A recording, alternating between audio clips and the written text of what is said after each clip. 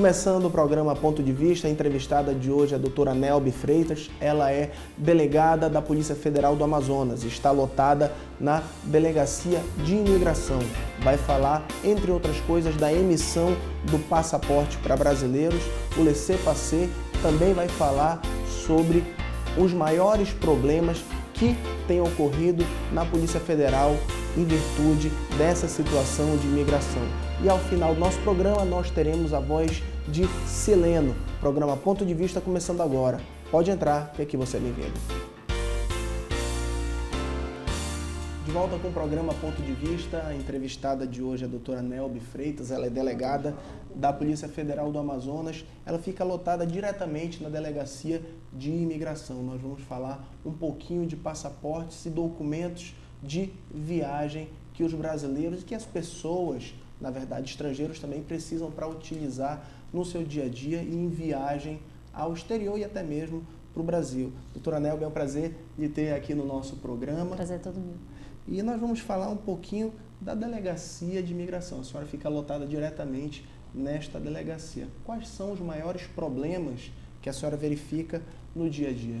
Olha, a Delegacia de Imigração, Rodrigo, ela é característica por quê? Porque ela atende ao público em geral, para a Polícia Federal. A gente costuma dizer que é o cartão de visita da Polícia Federal. É quando aquele cidadão de bem procura os serviços da Polícia Federal. É quando ele vai tirar o seu passaporte ou quando ele vai viajar ao exterior, utiliza o serviço no aeroporto. Então, eu posso dizer que nossos maiores problemas é exatamente esse, é atender bem ao público.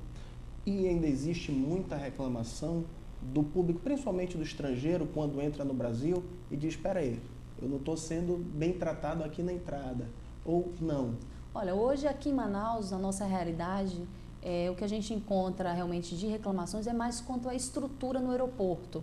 Mas isso a Infraero já está cuidando, a gente já está aí às vésperas praticamente de uma Copa do Mundo, as reformas virão, mas estruturalmente hoje o Brasil, em termos de tecnologia, nós temos um sistema que ele é online, a imigração é feita de maneira online e também o documento de viagem hoje é um documento que é a mesma tecnologia usada já pelos Estados Unidos e também pela União Europeia, ou seja, é um documento de viagem, ou seja, um passaporte que possui chip. Desde o dia 10 agora de janeiro, semana passada, que aqui o Amazonas nós já estamos expedindo todos os passaportes com esta tecnologia que vem com chip dentro da capa.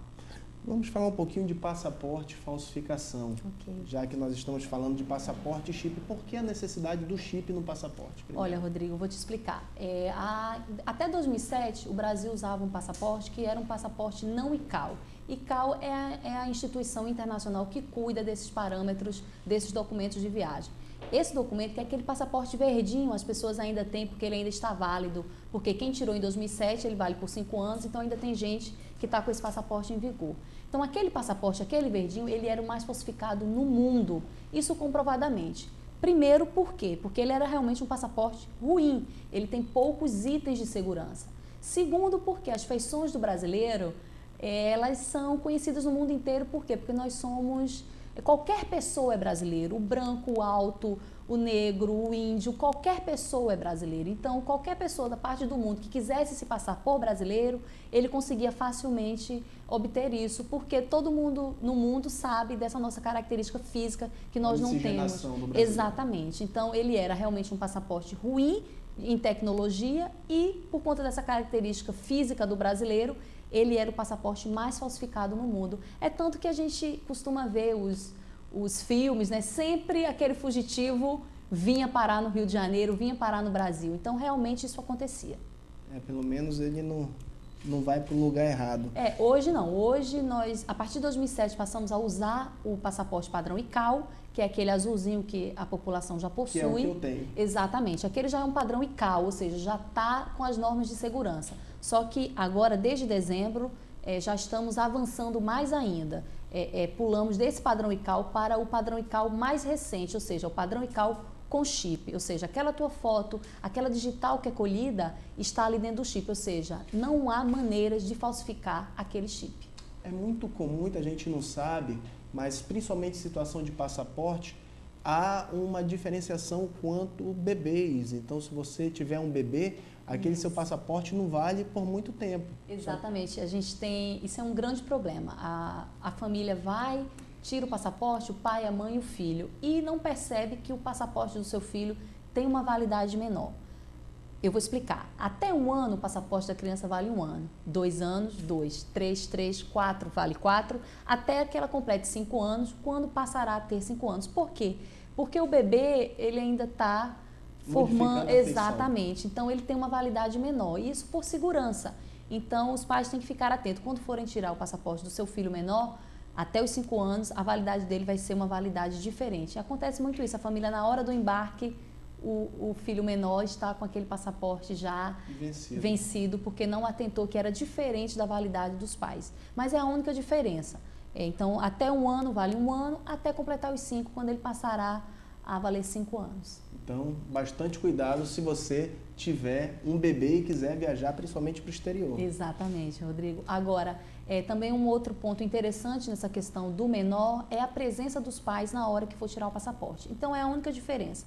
O formulário é o mesmo, se preenche os dados, mas na hora que vai comparecer a polícia, tem que comparecer o pai e a mãe. E aí fica o alerta, porque se não puder ir os dois, né, nem o pai ou a mãe, eles podem comparecer a um cartório e dar essa autorização para a expedição do passaporte. O alerta que fica não pode ser uma autorização dada com reconhecimento de firma por semelhança, que é aquela que a pessoa já tem um cartão de autógrafo. Então, esse é o reconhecimento de firma por semelhança. Tem que ser o reconhecimento de firma por autenticidade. O que é isso? O pai compareceu no cartório e o tabelião vai afirmar que ele foi na presença do tabelião e autorizou expedir o passaporte para o filho. Isso é para evitar que haja uma fuga de menores, que alguém consiga raptar, sequestrar o menor do país.